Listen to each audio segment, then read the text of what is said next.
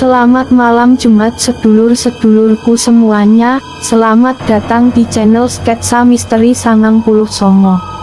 Channel kisah-kisah cerita misteri atau kejadian nyata yang pernah dialami oleh seseorang di dalam kehidupannya.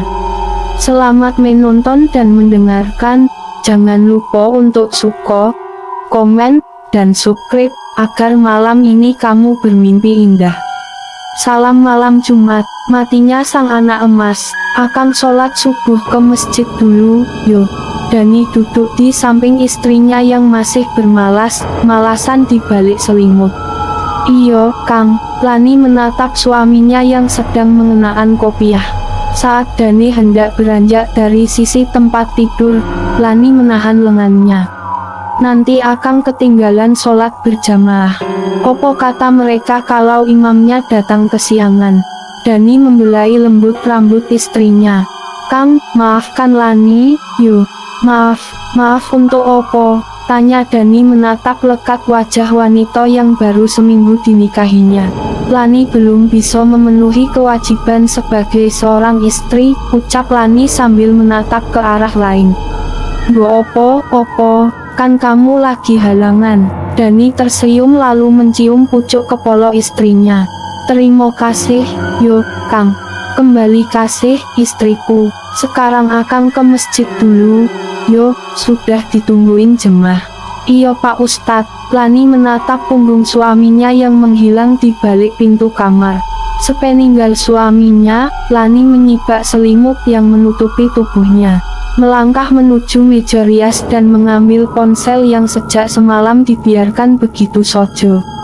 Lani menarik napas pelan saat membuka aplikasi pesan. Kemana kamu, Kang? Batin wanita yang baru seminggu melepas status lajangnya. Sambil menatap pantulan wajahnya di depan cermin, Lani meremas rambut sebahunya. Ini hari kedua dia tinggal di rumah mertuanya. Maafkan aku, Kang. Aku terpaksa berbohong. Seharusnya aku menyerahkan diri ini sepenuhnya padamu. Bukan podo pengecut itu. Lani mengepalkan tangannya. Dia tahu kebohongannya lambat laun akan terungkap, bahkan tinggal dalam hitungan hari. Setelah alasan pura haid, dia tak tahu lagi cara menghindar dari suaminya. Ya Allah, bagaimana ini? Mak Peroh masih bersimpuh di atas pusara anak lelakinya. Gundukan tanah merah yang beberapa menit lalu telah menjadi pembaringan terakhir Dani kini tampak sepi karena sebagian para pelayat yang ikut mengantar telah pulang. Sementara Lani yang sedang menaburkan kelopak bunga segar di atas makam suaminya berusaha menahan air mata. Jejak kesedihan tergambar jelas dari wajahnya yang sembab. Begitupun dengan Doni, adik lelaki Dani yang memegang payung senada dengan pakaian yang dia kenakan. Beberapa kali pria bertubuh tinggi itu menarik napas berat. Rasa tak percaya kalau kakak satu-satunya telah tiada. Mak, sebaiknya kita pulang sekarang. Hari sudah semakin gelap, sepertinya mau turun hujan. Tidak baik kita berada di sini terus. Kasihan almarhum Kang Dani. Doni yang tadi berdiri memayungi Lani kini berpindah ke samping ibunya. Iyo, Mak, ayo kita pulang. Biarkan almarhum Kang Dani beristirahat dengan tenang. Lani berdiri sambil menepuk lututnya yang kotor oleh tanah kuburan. Mak Peroh hanya menurut saja saat Lani membantu berdiri. Perlahan tangannya mengusap sisa air mata yang mengenang di sudut mata yang sudah mulai rabun. Dengan tersop, Mak Peroh berjalan di belakang menantunya. Sekali lagi dia memandang tempat di mana anaknya beristirahat. Ingatan Mak Peroh kembali saat pagi tadi selepas sholat subuh. Perempuan paruh boyo itu mendengar suara gaduh di depan terasnya. Lani yang membuka pintu tiba menjerit histeris saat melihat beberapa pria membawa tubuh suaminya yang berlumuran darah.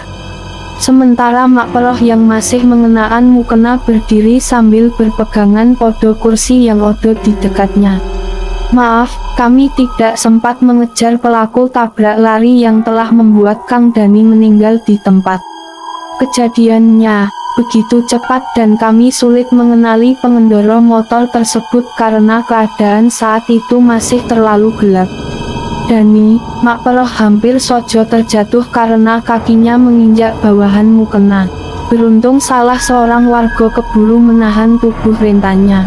Dani, bangun, mak eroh memeluk Dodo putranya yang berlumuran darah.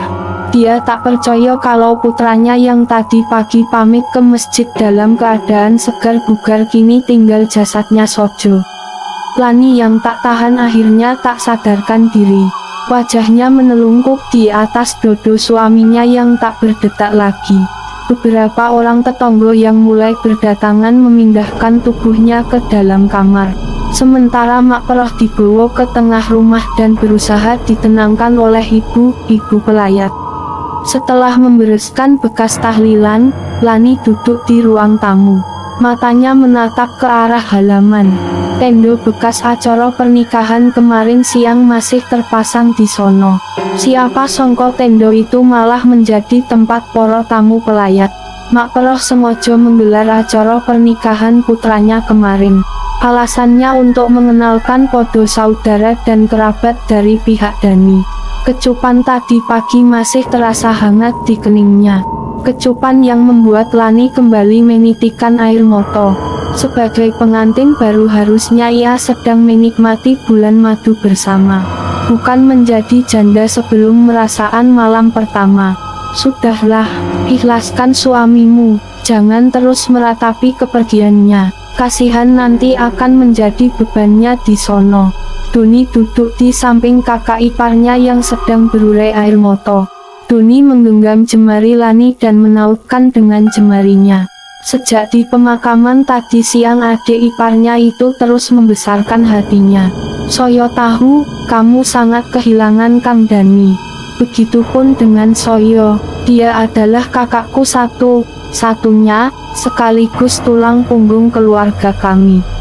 Sejak Abah memilih pergi dengan wanita itu, Duni merapatkan duduknya. Lani menatap Duni. Jarak keduanya begitu dekat hingga napas hangat adik iparnya menyapu wajahnya yang masih sembab oleh air mata.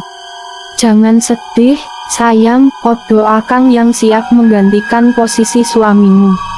Kini tak odo lagi penghalang di antara kita, bisik Duni sambil mengedipkan sebelah matanya. Mendengar ucapan Duni, Lani tersenyum sambil menatap ke arah pintu yang menuju ruang keluarga. Seketika senyum Lani berubah sendu saat teringat suaminya yang baru saja meninggal. Perlahan dia menggeser duduknya menjauh dari Duni yang mulai lepas kontrol. Dun, tolong jaga sikap kamu kalau di rumah. Bagaimanapun aku adalah kakak iparmu, istri kakakmu. Lani mendorong tubuh Duni yang semakin lekat dengan tubuhnya. Ayolah, sayang, di sini tak ada siapa selain kita berdua. Emak sudah tidur dari tadi sore. Opo kamu tidak rindu? Duni mencengkram lengan Lani yang terpojok di sudut sofa. Soyo mohon, jangan malam ini. Kang Dani baru saja meninggal. Bersabarlah sampai selesai moso berkabung. Lani berusaha mendorong Dodo bidang Duni. Cih, moso berkabung. Sejak kapan istri kakakku mengenal moso berkabung? Bukankah ini yang kamu inginkan? Atau jangan ini sudah kamu rencanaan? Duni menarik tubuh Lani ke dalam pelukannya. Jogo bicaramu, Dun. Bagaimana kalau ada orang mendengar perkataanmu? Lagi pula kemana saja kamu selama ini? Andai kamu tidak pengecut mungkin aku tidak akan menikah dengan kakakmu. Lani menekan suaranya sambil berusaha melepaskan diri dari pelukan adik iparnya. Aku pergi karena bingung. Menikahimu bukanlah perkara mudah yang semua orang tahu kamu kekasih kakakku. Semua bisa dibicarakan, bukan malah kabur. Maafkan aku, sayang. Sekarang sudah tak ada lagi penghalang di antara kita. Aku akan segera menikahimu. Sekarang aku akan menghilangkan kesedihan di hatimu. Tunggulah di kamar atau aku akan melakukannya di sini. Duni mencium tangan Lani. Jangan malam ini, Don, Soyo masih memikirkan, sambil menatap wajah Duni. Sayang, untuk apa memikirkan orang yang sudah mati? Bukankah sebelumnya kita sering melakukan ini, bahkan sebelum kalian menikah? Sampai kapan aku harus terus menunggu? Doni mengguncang bahu Lani yang mulai menitikan air mata. Hubungan kita ini suatu kesalahan besar. Apa kata orang bila kita menikah? Lagi pula ibumu tidak akan setuju. Kata siapa hubungan kita suatu kesalahan? Banyak yang menikahi bekas istri saudaranya. Akang tak peduli dengan emak. Akang sudah dewasa, kalau perlu Akang bunuh wanita itu. Toh dia juga tak pernah menerima kehadiranku. Astagfirullah, kamu jangan bicara seperti itu. Dia itu ibu yang telah melahirkanmu. Dia bukan ibuku tapi ibunya Kang Dani. Aku lebih baik kehilangan dia daripada kehilangan kamu, sayang. Doni menarik tubuh Lani ke dalam pelukannya. Lani semakin terpojok dengan sikap Doni yang kian agresif. Dia tahu betul sifat adik almarhum suaminya yang tak kenal menyerah kalau sudah odo maunya. Tak odo pilihan lain baginya, semua sudah terlanjur. Apalagi saat kelemahannya yang paling sensitif mulai diserang. Tanpa mereka sadari sejak tadi odo sepasang moto yang berkocok-kocok. Begitu hancur hatinya saat mendengar percakapan mereka di ruang tamu. Mak Peroh yang malam itu bermaksud ke kamar mandi merasa penasaran karena sudah larut malam tapi menantunya dan Doni masih saja mengobrol di ruang tamu. Penasaran Mak Peroh mencuri dengar obrolan mereka yang menyebut nama putra pertamanya.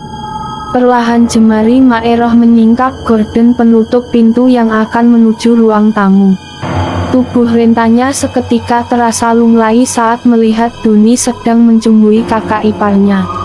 Berharap bisa memejamkan moto namun rasa kantuknya tergantikan dengan pikiran yang semerawut. Beberapa kali Mak Peroh membolak-balikan badannya untuk mendapatkan posisi tidur yang enak namun yang odo semakin gelisah. Ucapan Doni yang penuh dengan kebencian terus mengganggu pikirannya. Sekarang Dani sudah tak odo lagi, tak odo tempat untuknya berlindung. Moto tua Mak Peroh menatap jam kuno di atas pintu kamarnya. Pukul 11:30 malam. Aku harus menemui Ki Keni, hanya dia yang bisa menolongku, batin Mak Peroh sambil beranjak dari ranjangnya. Bulan purnomo penuh seolah mengikuti langkah Mak Peroh yang terus berjalan menembus dinginnya malam tanpa memakai alas kaki. Sesekali dia mendongak ke atas langit yang tampak berwarna biru cerah. Beberapa burung malam melintas dengan suara kepak sayapnya. Setelah berjalan cukup jauh, sampai Mak Peroh di sebuah rumah kecil yang biliknya terbuat dari anyaman bambu. Perlahan dia pun mengetuk pintu rumah tersebut. Tak lama kemudian gubuk yang terletak di bawah bukit larangan itu terbuka. Seorang pria dengan lampu minyak tanah di tangannya mempersilahkan Mak Peroh untuk masuk. Odo opo malam begini menemui aku, Mi? Opo tidak bisa menunggu sampai besok? Lelaki berambut putih itu duduk bersila di depan Mak Peroh. Maaf, Ki, Soyo terpaksa menemui Aki pada waktu yang kurang tepat. Tapi Soyo benar-benar tak punya waktu lagi. Mungkin besok atau lusa Soyo tak punya kesempatan lagi. Soyo butuh orang yang bisa membantu melakukan rencana ini. Mak Peroh menatap lelaki yang sedang menaburkan bubuk kemeyan pada dupa di depannya. Apa yang bisa Soyo lakukan untuk Nyai? Soyo ingin wanita itu keluar dari rumahku dan melupakan Doni. Mak Peroh mengepalkan tangannya. Menurut penerawangan Soyo, putra keduamu sangat mencintai menantumu. Akan sangat sulit memisahkannya kecuali dengan jalan halus. Aku tidak peduli, Ki. Aku takut kalau mereka sampai punya keturunan bisa celaka. Baik, Mi, kita ambil jalan tengahnya saja. Menantumu itu dibuat tidak betah dan balik membenci putra keduamu. Dengan begitu kamu tak perlu melakukan apapun. Sekalian bikin dia gila saja, Ki. Tuman. Mak Peroh menatap Ki Keni. Aki Keni, dukun sakti sekaligus kuncen bukit larangan itu manggut. Tak semua orang bisa berhadapan langsung dengan pria yang telah memagari tempat tinggalnya oleh pagar gaib yang sulit ditemukan. Dulu Aki Keni bersahabat baik dengan suami Mak Peroh, walaupun mereka berbeda aliran tapi terap berhubungan baik. Nih, aku membutuhkan beberapa bahan yang berasal dari tubuh anakmu dan menantumu. Terutama potongan tali kapan anakmu. Itu yang paling sulit, karena kita harus mendapatkan malam ini juga. Kalau bagian tubuh menantumu itu gampang. Aki Keni menjelaskan persyaratan yang dibutuhkannya.